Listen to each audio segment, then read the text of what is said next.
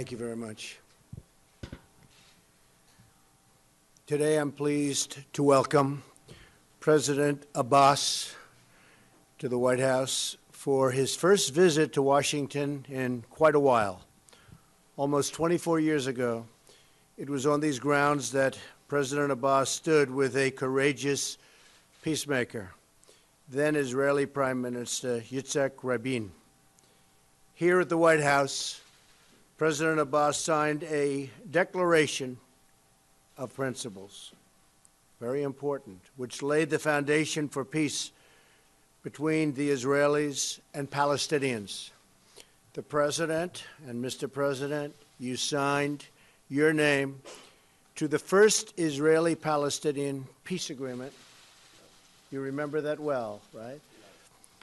And I want to support you in being the Palestinian leader who signs his name to the final and most important peace agreement that brings safety, stability, prosperity to both peoples and to the region.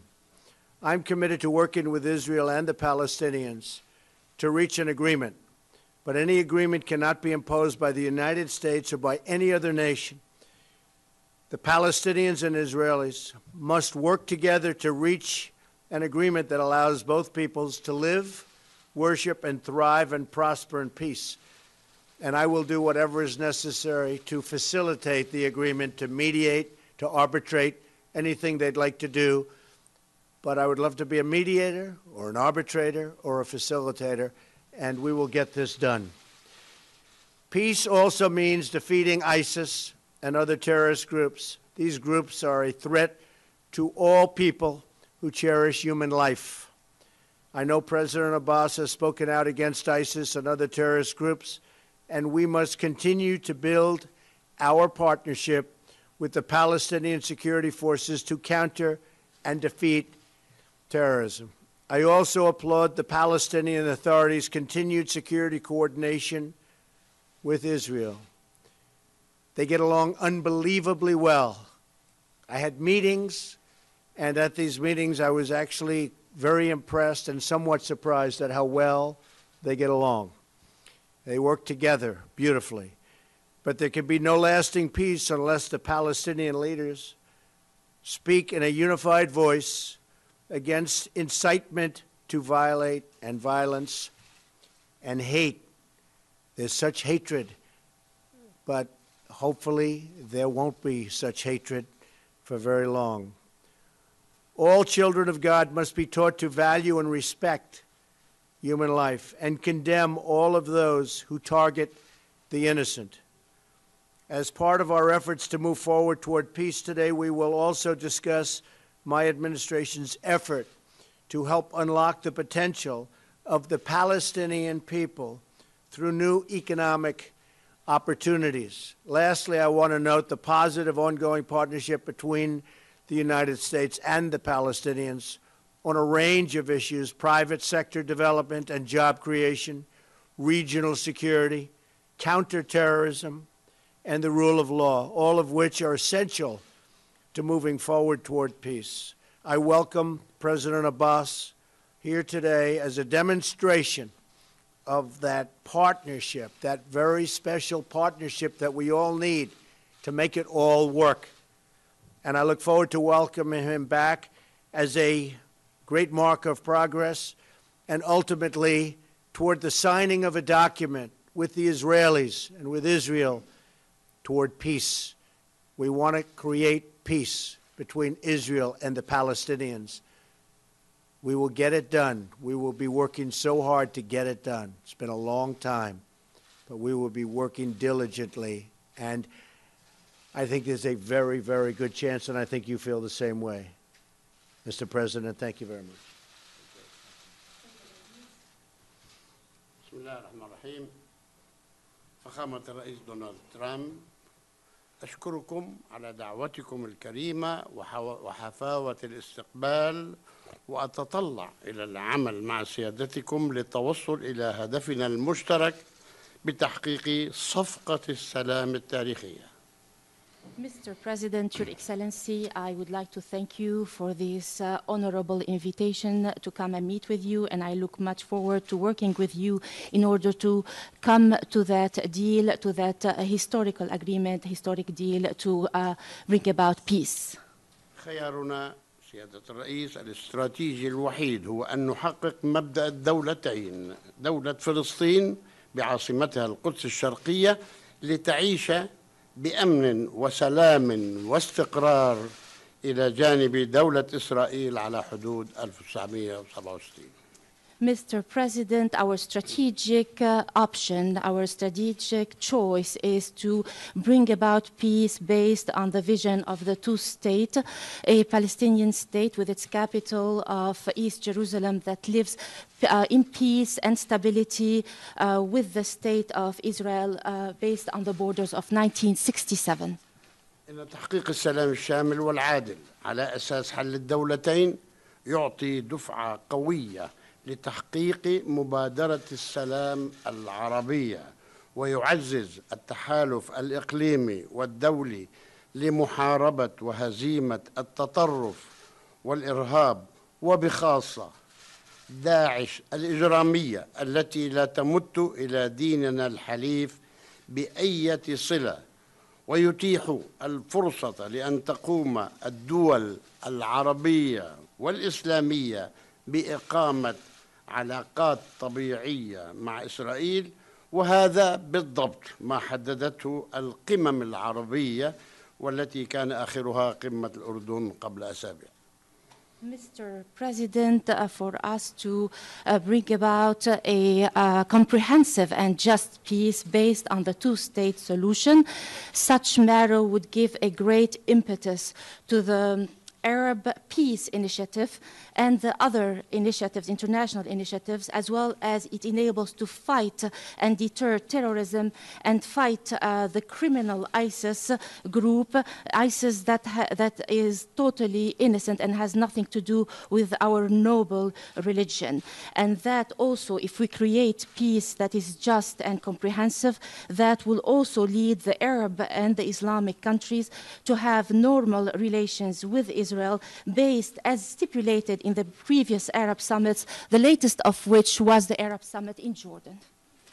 أنا مؤمن فخامة الرئيس بأنكم قادرون على النجاح لأن لديكم الإرادة والرغبة في هذا النجاح، ولذلك نحن إن شاء الله قادمون على فرصة جديدة، على مناسبة جديدة من أجل تحقيق هذا السلام برعايتكم.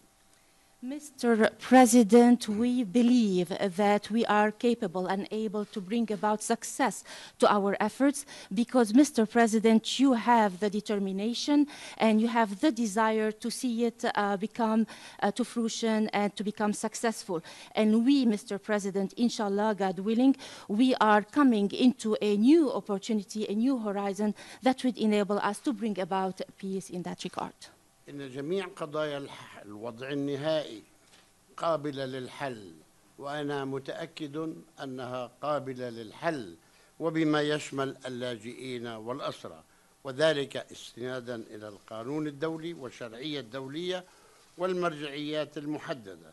وقد نصت الاتفاقات السابقة على عدم اتخاذ أي خطوات أحادية من شأنها استباق نتائج مفاوضات الوضع الدائم. Mr.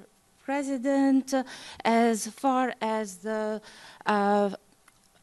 a permanent solution, we believe that this is possible and able to be resolved. I am firmly believing that this is possibly we are able to resolve it, and in that I also believe that we will be able to resolve the issue of the refugees and the issue of the prisoners according to the international law, according to the terms of the international law, the international legitimacy, and the various relevant references and terms of reference in that regard, and based on what is stipulated in the previous treaties and agreements, that no unilateral steps must be taken to get ahead of the agreement and discussing those issues.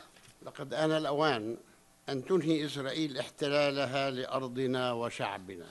بعد 50 سنة من الاحتلال نحن الشعب الوحيد الذي بقي في هذا العالم تحت الاحتلال، ولذلك نريد أن نحصل على حريتنا وعلى كرامتنا وعلى حقنا في تقرير المصير، وأن تعترف إسرائيل بدولة فلسطين كما نحن نعترف بدولة إسرائيل.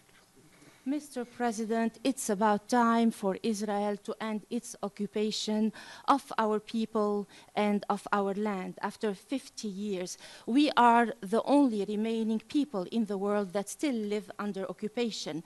We are aspiring and want to achieve our freedom, our dignity, and our right to self-determination. And we also want for Israel to recognize the Palestinian state just as the Palestinian people recognize the state of Israel.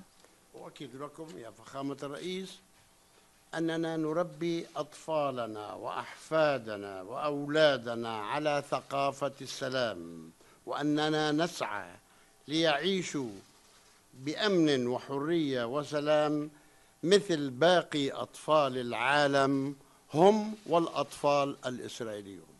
Mr. President, I affirm to you that we are raising our youth, our children, our grandchildren on a culture of peace, and we are endeavoring to bring about security, freedom, and peace for our children to live like the other children in the world, along with the Israeli children in peace, freedom, and security. أنا أحمل معي معاناة وأمل الشعب الفلسطيني لنجعل من الأرض المقدسة للديانات السماوية الثلاث اليهودية والمسيحية والإسلام ملاذاً يوفر الأمن والأمان والسلام والاستقرار والعدل للجميع. Mr. President, I bring with me today the message of the suffering of my people, as well as their aspirations and hope, the hopes and the aspiration of the Palestinian people from the Holy Land, from that land where the three monotheist religions thrived, and the Jewish faith, the Christian faith, and the Muslim faith, where they all coexist together to foster it in an environment of security, peace, and stability, and love for all. أننا نؤمن يا فخامة الرئيس أننا قادرون بقيادتكم الشجاعة وحكمتكم وقدرتكم التفاوضية على إنهاء هذه المعاناة، ونعتمد على الله ثم عليكم، وسنكون شركاء حقيقيين لكم لتحقيق معاهدة سلام تاريخية برعايتكم وقيادتكم. Mr. President, I believe that we are capable under your leadership and your stewardship, to your courageous stewardship and your wisdom. We are, and as well as your great negotiating ability, I believe with the grace of God and with all of your effort, we believe that we can we can be partners, true partners to you, to bring about a historic peace treaty under your stewardship to bring about peace. Now, Mr. President, with you we have hope. Thank you very much. Thank you. Thank you very much. So we're going to start a process. We've spoken to Bibi Netanyahu. We've spoken to many of the great Israeli leaders. We've spoken with many of your great representatives. Many of them are here today for lunch with us. We'll start a process which hopefully will lead to peace. Over the course of my lifetime, I've always heard that perhaps the toughest deal to make is the deal between the Israelis and the Palestinians. Let's see if we can prove them wrong. Okay? Okay. Good. Thank you. Thank you very much, everybody. Thank you. Thank you.